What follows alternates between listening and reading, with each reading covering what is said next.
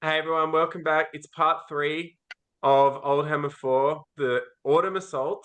I forgot to say the wonderful alliterative title. We're back with Alex and Alasdair to keep going. We promised you Keith had a few tricks up his sleeve. If you haven't watched Keith's channel, Creaky Gamers, he's got a hell of a lot more subscribers than we do. And when you look at this, maybe this is why. Some beautifully poetic titles. But Alasdair, what can you tell us about Keith's what to look out Keith, for? Keith, if you watch this, mate, you're a maniac. All right. If I'd also like to point out, Michael, if you're watching this, I'd like to say I submitted a list that had wonderful names attached to things, and all you did was you ran it through Battlescribe or whatever it is, and you pasted the list in without all my names. I'm upset that It's Keith. Battlescribe the thing. That's Keith, great. what I don't know what it is anymore. The old world builder, that's what it is. But no, to talk about Keith specifically, two bone dragons, Keith. Two. So a tomb king with the trimmings and ogre blades on a bone dragon, because why not for 452 points? A high priest on level 4 on a bone dragon, because also why not with the warding splint to give him that extra bit of durability.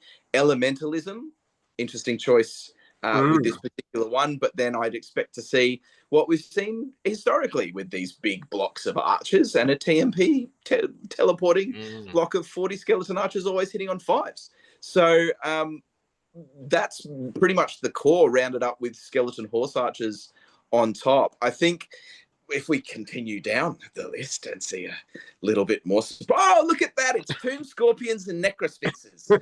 I mean, it's 4. I did allude to it at the very beginning when we started to look at all of these. 4 behemoths. You're a maniac, Keith, and you're going to have a lot of fun bullying people who don't have behemoths, because my goodness, we've seen what necrosphinxes are capable of. The bone dragons are not the most scary of all the dragons that are out there, but still 2 of them with a level 4 and a tomb king. I mean, my goodness me. It's just a monster mash on absolute steroids. Yeah, No thanks. crazy. No thanks. That's right. Hopefully, it can avoid Keith's rampage. And finally, because I keep putting my money on you, Keith, you bring home the bacon, the nice trophies you create. Because this is the moment. Far out for behemoths. It's going to be rough. Mark Hurwitz is back again with Wood Elves, and I think he's sort of stepped this up a little bit this time. So he's played very fair lists up until this point and in his own style. I think the dragon, so he's come with a dragon too, and it's sort of well set up. I know Paddy tried to get the better, like most of it in, and it looks like you can't get there's another one of the whole setup, the challenge dragon. So I think Resplendence of Luminescence might be different, but he's got 489 points. And then the Spellweaver has the Oaken Stave. That's the thing you really worry about. With that, it's on a steed, so it'll probably be reserve moving. Level 2, no Lore Familiar on the level 2. I'm not sure what Deepwood Sphere does. Does anyone know what Deepwood Sphere does? No. I have to look it up.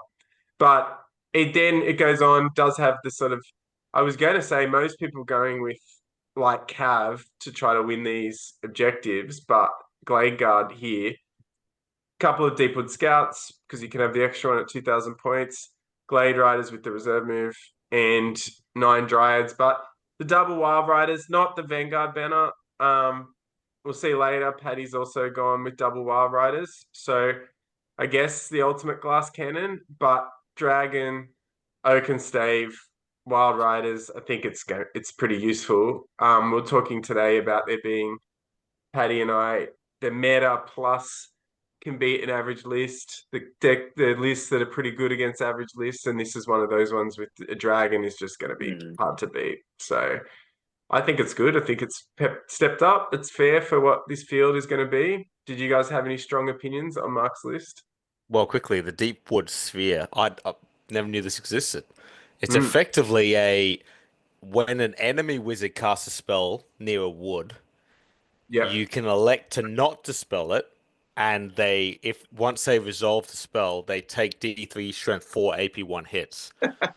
Which sounds weird, but I think he's going for the And that Oh could Christ! kill They've my rolled like caster. a 15. They've rolled like a 15. I'm not going to dispel this. Yeah. Spell and blast you. Or if you're versing someone like Alasdair who just doesn't come into your dispel range because he's on a flying mount, then you can just elect to do that.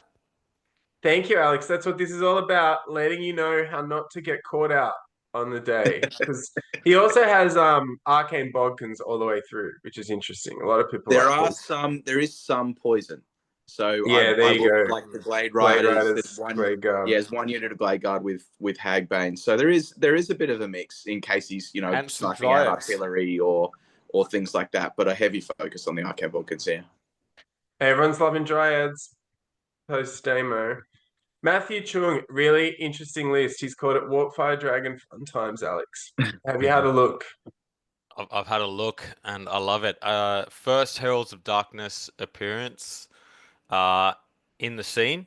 I have notably been running the Wolves of the Sea variety to very Aren't you the limited. best player in Are you the best player in Oh yeah, Australia? oh Overall yeah, rankings? top number one ranked Alex. It took me Well 17 done. games to beat one guy who won off a draw or off a bye and scored points. Only 15 losses and two Jimmo wins. Hugecock. Jimbo Hugecock? Jimmo. I He's don't know. done. I haven't Whoever it seen him was, he's since done in the for. standings. Okay, Huge faction. so uh, in Heralds of Darkness, everything has to be mounted, right, including the characters. So what he's done here, he's got his Exalted Champion on a demonic mount. I'm a big fan of the demonic mounts because you get the extra wound and the Swift Stride. It's 1+ movement, which is important as well. So if you want to run him solo, he can be that tiny bit faster. But he's gone for a classic setup. So Helm of Many Eyes is strikes first. So with his great weapon, he goes at initiative. Enchanting Aura gives you always strikes last. So he's always going to be hitting first. And Crown of Everlasting Conquest is that regen. So he does have a 4-up save, 5-up ward off the Chaos Armor, and a 5-up regen save. So it's actually a budget combat lord here with Mark and Nurgle. And for 271 points, it's going to do a lot. Oh gosh, what are they called? Favors? The favors. Thank you, Alex. Yeah, no favors of the gods, which is an interesting move because I haven't seen anyone who plays Chaos not leave home without two on that side. Yes, are you already stupid from Helm of Many Eyes? So maybe You are, yes, yeah. doesn't want to Y- risk something happen if you're True. more. Yeah, that's true. But if you're already stupid, then you start losing leadership Yeah. if you roll on the table. So Sorcerer Lord level 4 again with Nurgle. Maybe he's going for the toughness buff from the Nurgle signature. Infernal Puppet, Demonology standard. BSB here in Chosen Chaos Chariot, notably with countercharge. So if you ever watch the international scene, I think Ed from Close Order, has been trying lists with 4 or 5 countercharging Chosen Chariots. They're great. 10 Chaos Knights, you have to take some Chaos Knights within Heralds of Darkness, so you have to make them work. Mark and Nurgle again. You can go undivided even with champions with Mark and Nurgle, but he's decided to go Nurgle here. Marauder Horsemen keep coming down for scoring purposes. 3 units of those, 2 units of Warhounds, no Vanguard. A Chosen Chariot again, counter charge. They're great. And then the Warp Fire Dragon. Awesome. No wizard upgrade, but it's the first time. Oh no, sorry, Alex. You were the first one. Thank you. I To would run have one. edited that Apologies. in the We'll call it the postscript. first official submitted Warp Fire Dragon. I'm For a fan. tournament. Love the Warp I'm a Fire big Dragon. fan. I'm a big fan. I hope he does well. Heralds of Darkness, people have been canning them. But like many things, of course, they're shit until they're not. And so I hope he does well. Yeah. Yep. I like it. It's clever. And the Warriors tend to punch above their weight all the time. Matt Willis is another name I don't think we've seen yet, but Alasdair, you're a Dark Elves veteran. Reigning, well, what do we call it when you're the reigning champion, but you didn't defend your title? Returning Oh, champion? Returning champion. sure. What do you think? He has a dragon, and then So you can fit for anyone who remembers back in the good old days when dragons were just a thought on the wind, my Dreadlord came in at 520 points with Sword of Might and 2 defensive items. If you drop the Sword of Might, you can still take that really defensive build. So the 2+ armor against shooting, 3+ in combat, 4+ ward against anything strength 5 and above, 5+ against anything below that, and the shield that takes a point of strength away from anything that hits you. You can take that version, which quite frankly would be the version that I've taken. But he's taken, that I would have taken, but he's taken an offensive version. Now, a Potion of Speed, that's D3 to your initiative, right? You take it in the command subphase, you get D3 to your initiative for the remainder of the turn. Charmed Shield, as we know, is the one-use ward save as well, and then the Ogre Blade. I feel like he's definitely thought, my dragon's going to be in combat more than it's going to be taking hits at range or subject to really anyone else's ability to do damage to it. So I'm going to make sure that I boost the initiative of the dragon, because I believe, and correct me if I'm wrong, but the Potion of Speed may apply to the mount as well. Ooh, I was yeah, right. thinking 'Cause that doesn't because it the have always Dreadlord has strikes first, right? Yeah, the Yeah. Dreadlord has strikes first. He does, but if he can boost the dragon's initiative, because the Yeah, I dragon guess that's something. I'll have a look. the dragon is only initiative 4, right? A black dragon, and a baron is initiative 6. So if he's talking from experience here, and maybe has faced down against a charging baron, he wants that extra bit of defense that he can give himself to insta-kill that character with the dragon's attacks, with the Ogre Blade attacks from the Dreadlord, as opposed to waiting for himself to be hit. That's the only way I can reconcile this, because you're both right. The Dreadlord on top has always strikes first, so it makes no difference to him, right? I would get this checked by the TOs before we go in. I'd encourage him to do so, because Yeah, otherwise I would encourage that. It's a big oversight and a relatively big mistake. Now, this is another monster mash, because there's the 2 war monsters down the line, but he's got a level 4 to back himself up playing dark magic with all the fun that's included. That level 4 has the special ward save pendant. So always a decent choice on any character. But again, I'm confused with it. It's not included either on the Master or on the Dreadlord. The Master is on a Cold One Chariot, I believe. Yeah. That's a really great setup. We've seen John run that setup before. It's super strong. He's a BSB. He got good passive combat res. And then the Chariot itself is super tanky. Standard Dark Elf core, a couple of units of crossbows, a couple of units of Dark Riders. He's given the Dark Riders a bit of trimming, so they fire and flee. They're going to be super annoying if you don't shut them down with some chaff killing. He's got some shades in there to give him the long range versatility, the Dark Elf version of the Sisters that have half the special rules and are maybe not quite as good. And then rounding out, as I said before, he's got the 2 war monsters, 1 War Hydra and a Charybdis, both of which are, good monsters. The War Hydra is a little bit of a wet fish, given that its attacks are based on the number of wounds it has, and it also doesn't really hit that hard with most of its attacks. It's a bit strange. It only gets 3, I think, Wicked Claws attacks, and then everything else is Serrated Maws, and Serrated Maws don't have that much AP. So the War Hydra we haven't seen a huge amount of. That said, I mean, it's good. It looks like a Dark Elf book list. I said this before about the Empire list. This is like a Dark Elf. This is what you see in the books, sort of thing. Couple of big monsters surrounding a core of the standard Dark Elf infantry that's around, 1 little special unit of shades. It's pretty on par with a lot of the mandatories that you take for Dark Elves, but then he's invested in these sort of quite different choices. But again, interesting to see what the behemoths do, the multiple behemoths do. There's some lists that are equipped to deal with them and some lists that really aren't. So I think his success may really depend on the matchups with that Black Dragon. Like, again, he goes up against me and that Black Dragon has to suffer through 2 rounds of 3 cannons shooting before it hits me. The dragon's going to go, and that's 500 points gone. Right? It doesn't have a consistent ward save. It's not there. But then again, if you can get it into combat and keep it in combat, with the Potion of Speed, with the Ogre Blade, he'll do enough damage to keep himself alive.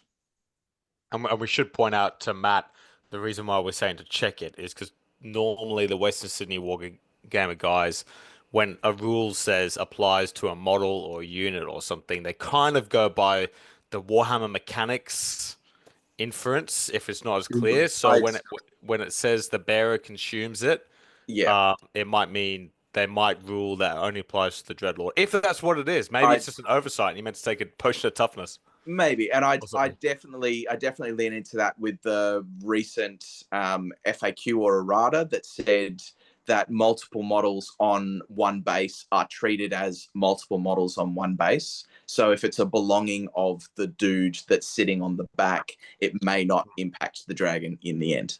So really should check that with Michael and with John and the gang, just to make sure that it's not a wasted item. So I think Matt's pretty active already in the chat. Matt, don't feel shy if you want to get it checked.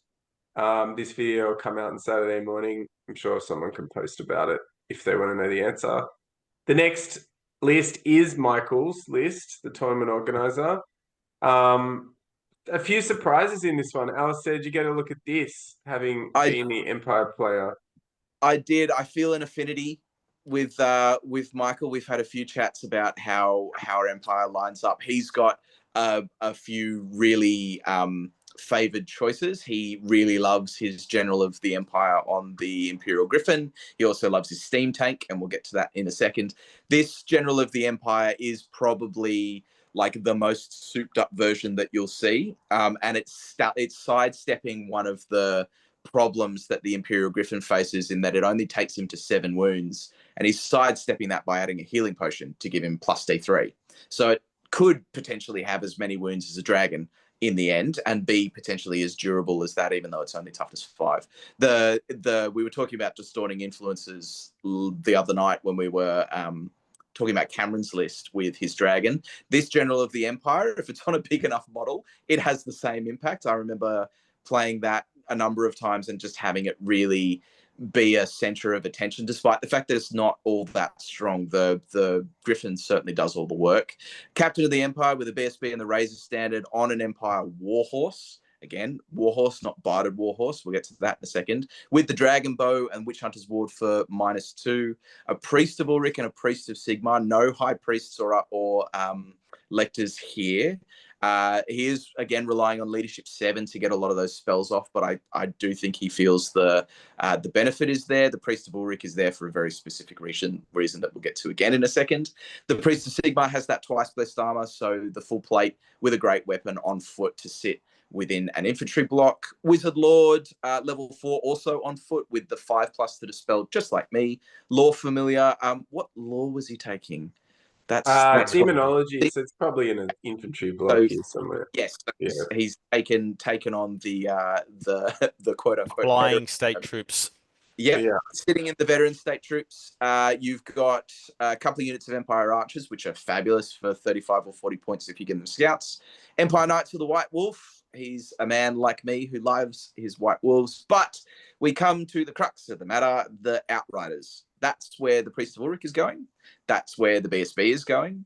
That unit is going to be sending a whole lot of repeater handgun shots with multi-wound 2 off into the distance. For those of you who aren't familiar with it, the Priest of Ulrich has a prayer that can give the unit and their mounts multi-wound 2, and that also applies to ranged weapons. So that's going to be a real sneaky one. Then he's got his mandatory steam tank, which of course he loves to bring along, and the very first war wagon that we've seen at an Oldhammer. Granted, this is the first opportunity, but the very first one that we've seen, he's got it painted, he's got it ready. I'm super excited to see how the war wagon does. I feel like maybe their value will come when you're running 3 of them in a list. But it will be really entertaining to see what that war wagon is capable of in this particular tournament for sure. Only 140 points. It's got 3. Surprised me. Yeah, I mean, it's got 3 ranged weapons and 3 combat weapons, and then a bunch of attacks. It's got impact hits. It's a heavy chariot. It's got 3+ save. It has a killing blow attack, one single killing blow attack. I will point out that the dudes inside are still only ballistic skill 3 and weapon skill 3. So it's not like they're mega combat warriors. It's more that this is a big, heavy combat platform that has the potential to throw out some ranged attacks, has the potential to do some damage, but just like most other chariots, it's going to be relying on impact hits. I can't remember if it has stomps as well, the war wagon, if it has some sort of grinding wheels. I'll have to double check with that. But yeah, I thought I had something. Yeah, they're really, maybe I've got my book behind me. They're very entertaining, the war wagons. They're a great little model. It's great to see them back. Can the Outriders vanguard if the priest is in the unit? No, according to the rules that GW has released with the recent FAQ, the unit has it, but the priest cannot. So they cannot vanguard if he's in the unit. No. It does give the Dragon Bow multi-wounds 4 as well if it goes off. So it does. But Yeah. like Outriders, I love them. Like they were one of the units I owned when I was a kid, and they just I find the toughness a problem. But if he pulls it off, it sprays I think they're good. damage everywhere. I think they're good. So, maybe being blinded by having sisters all the time makes it seem so easy to deal with them. But I think it's good. It's a cute list in many ways. Like there's a lot going on, and Empire's been sort of spruiked that way, like a lot of sort of fair tricks to it, like a sort of all-comers, eclectic sort of army, isn't it? So, and here's one it isn't. She's made some changes. Yeah, look, Paddy has made some changes. I did play against 2 Iron Demons from Jeff on the weekend, which was interesting. And it's similar to what he's got with some Iron Sworn, not as many. Paddy doesn't run a Lamassu or Bull Taurus. I guess, Alex, you've had some experience playing Paddy. Not with Iron Sworn, though, or this many Iron Demons, I would imagine. No. I've had both the Jeff and the Paddy treatment, and the Chris Hallett, before he was playing Chaos Dwarfs as well, treatment on the Chaos Dwarfs. Maybe I've had the honor of playing all 3 Chaos Dwarf players in the country. I don't know. Andrew Steins brought him last time. Oh, that's true. Andrew, we have I more per apologize. capita than any nation on earth. I apologize. I've overstepped again. This is the way we make our mistakes publicly. That's right. So, she's dropped the BSB, right? Like normally she would have the Lamassu's beard on the BSB when I played her, especially. But this is just like we spoke about this before with some of the dwarf lists, which is where you're going to get your points, right? When you look at this list, I go, okay, so there's 2 very difficult to move and kill dwarf blocks and 2 unkillable chariots in the list. So she's going for that absolute, I need to get points off you, but you're getting no points off me at all, because the Iron Sworn's probably the easiest target, and even that's difficult because the Lamassu's beard is in it. So they're the ones getting the ward saves. They've got the added benefit of the full plate armor being the higher version of the Infernal Guard, the Infernal Iron Sworn. I assume that she's going to put, 1 Sorcerer Prophet in each unit so that she can turn each of them into them, because I'm pretty sure there was an FAQ saying you can't have double buffs. For Storm of Ash. In effect. Yeah, not just Storm of Ash, but like you can't have the same demonology buff active on the unit twice. Oh, yeah, okay. I thought that was in the recent FAQ. If I'm not, apologies, Michael. I'm spreading lies and misdirection again. Paddy will have to. There's been like a couple of times some confusion about elementalism or demonology, so it's interesting to see double demonology because it's not TMP, which shoots around that blunderbuss block more easily. Demonology has Steed of Shadows, but Steed of Shadows is more, what would you say, like it's skewier. You can go further, but you've got a wheel, and that's sort of the issue. But maybe she's worked out that that's just better. You do get a massive wheel. You don't have that ability to sidestep, I suppose, which is one. So to just step directly out of someone's arc or make things really difficult for them by forcing them to wheel a really long way. That said, if she feels that the best approach instead of sidestepping is literally just to fly over them, then potentially that's often patience is rewarded really well when you look at blocks like this, like the really big heavy blocks where you're looking for your opportunities to pick your battles and set up for receiving lots of charges where you're going to win those big combat res competitions. But yeah, it'll be super interesting. Double Iron Demon. So yeah. And just to save face, yes, you can't have the same effect active twice, even on ranged self spells, as of the recent FAQ. So, Yeah, good Paddy, to know. I don't know how you squeeze this further, but you've done it. You've done it to make it harder. More Iron Sworn printed. Who knew that they were out there? What's the other one that no one plays? It starts with K in the Chaos Dwarf book. Well, that'll probably be next. Oh, The Flame Spirit oh one. yeah, the flame Oh, dudes, which are the most overcosted, terrible. It's unit. good. Like Yeah. people have said, oh, these units are shit and all this sort of stuff, but far out. Like I reckon I don't think even Michael Basto could get used to it. People, 75% of the units in the game are getting a run, I reckon. Paddy Brown. So we've seen Mark's list. A little bit of similarities like with the dragon. And then Paddy runs the Warhawk, which I think is great as well. It's practically unkillable with all of the things that you have there. And elementalism rolling for it because you have to take Oak and Stave in the Lore Familiar slot. But I think both of those things are very good, the dragon and the mage. Paddy's thing that he picked up from someone in Ireland a long time ago is this Great Stag BSB, which is a lot of fun. I think it's great, like to play these sorts of units that's sort of very good in a challenge, very hard to do wounds to, adds combat res, 360 range with massive amount of movement. So that's there. A little bit brittle sometimes or whiffs, but that's sort of one of the unique things in the list. Then he has a similar core that he's been running for a while. 9 Glade Guard, 8 Glade Riders, Deepwood Scouts, 7 Dryads in this list. Everyone's back on Dryads, which is fun. Double Wild Riders like Mark, but Paddy has Banner of the Hunter King on one of them for Vanguard. And then he's running 3 Warhawk Riders. And I think for the lols, really, still got to paint the faces. But I don't know if their Warhawk Riders are very hard to kill, but far out they're like 1 strength 3 attack each or something. So Yeah. I don't know.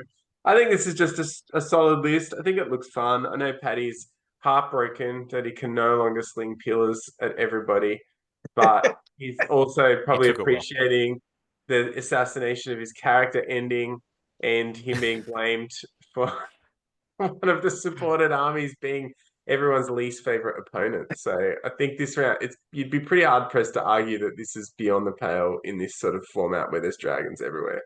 That Yeah. not that bad.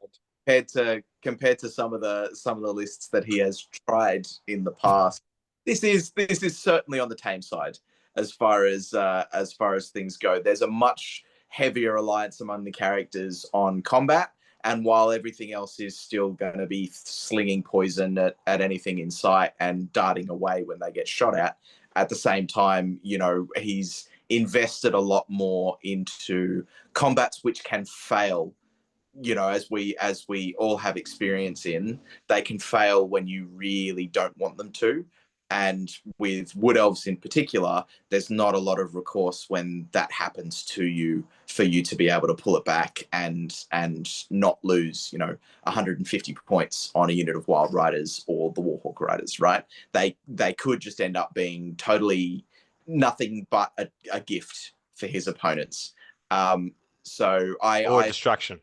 Yeah, I admire the take here and not that he's steered away from going, great, I'm just going to take, you know, 6 units of Glade Guard, 4 units of Deepwood Scouts and just sit at 32 inches and shoot you until you cry.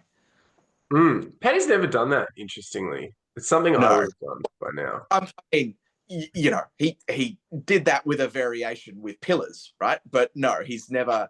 I don't know if he ever got that many through, but the 5 Glade Guard thing is interesting that he's never done that. Yeah. You're the better brother, Paddy. I thought you were talking about making people cry, Alex. Did he? Did someone cry after playing Paddy? No, I'm saying he doesn't make people cry, but you're inferring you do. Don't tell me if they cry. I don't want. Just after they've signed the slip.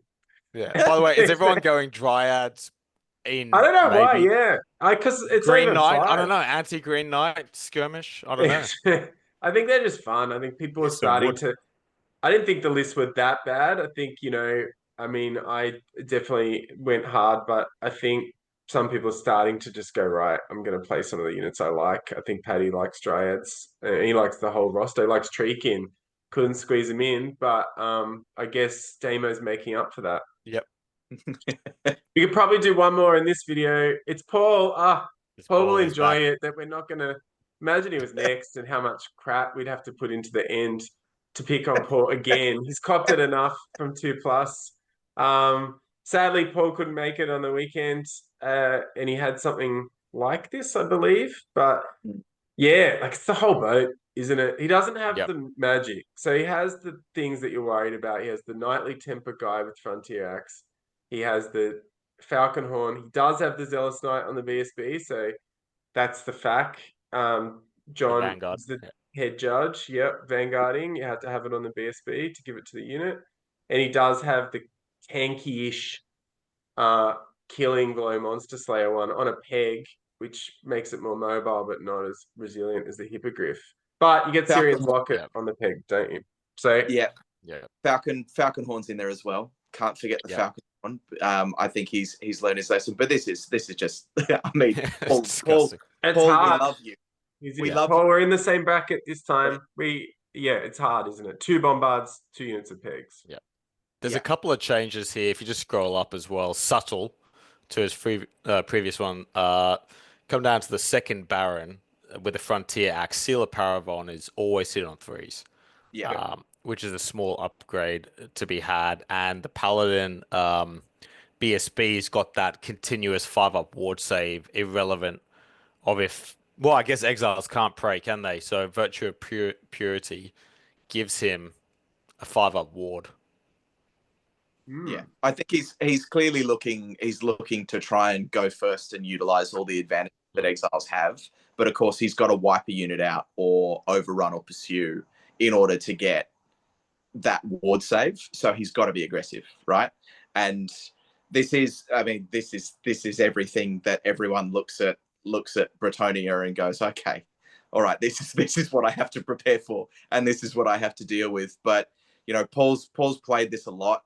And I think he's made a lot of refinements that I don't think we've seen in some of the other Bretonian lists that we've had, and there's been plenty of Bretonian players in the last couple of tournaments, but he's made some real refinements that are drawing efficiencies out of those characters. No Duke, but I don't think he thinks that it's necessary to. I don't think to he have can take it. He can't take it. But it's interesting the no magic. I wonder how it goes. But did he have magic against you, Alex? He did. Yeah, he did. He was trying it out. He had some horrific luck on it. I think in our game last time he fled from something. I can't remember what it was. just couldn't rally. Yeah, so it wasn't as impactful. But yeah, I mean, like Banner of Shalons again on the Peg Knights, no stand and shoot is horrific for me. And then Honorable Warfare for memory is the reroll hits against against missile. So it gives you that killing blows probably in there on a dragon that you get to reroll against it because of its flame weapon. Yeah. So it's 4, 7, is it 10 Pegasus units, including the characters? Yeah. Models, we should say, rather than units. Paul's got enough friends. He's not worried about that. He's actually fine to play. Actually, we had a great game. Yeah, I've played Paul before. Great. Yeah, absolutely. Yep. You're not going to get, you're not going to feel dirty at the end of it or anything. So I think he's probably due soon, Paul. I think I bet on Paul before too. Well, he almost took out top spot, but Alasdair's dragon. Ooh, on a 4+. It came down to a roll. Yeah. That 50-50 roll. Yeah. Yeah, look, it'd be good. I'm glad Paul's getting there after missing the 2+ event. But yep, it'd be something I would be worried about playing. I guess I sort of am okay against pegs, but you're never okay against this sort of list ever. So hopefully you stay away from each other, Paul. I'm sure you guys want to clear, well, nothing to do with him either. That's it for the third one. We're coming back for one more. The next list will be a former 2+ tournament winner who has how would you describe it? He might have more models than you, I think, even if you're a Tomb Kings player. So we'll see you soon for the last part of the Oldhammer breakdown before we play in a week's time.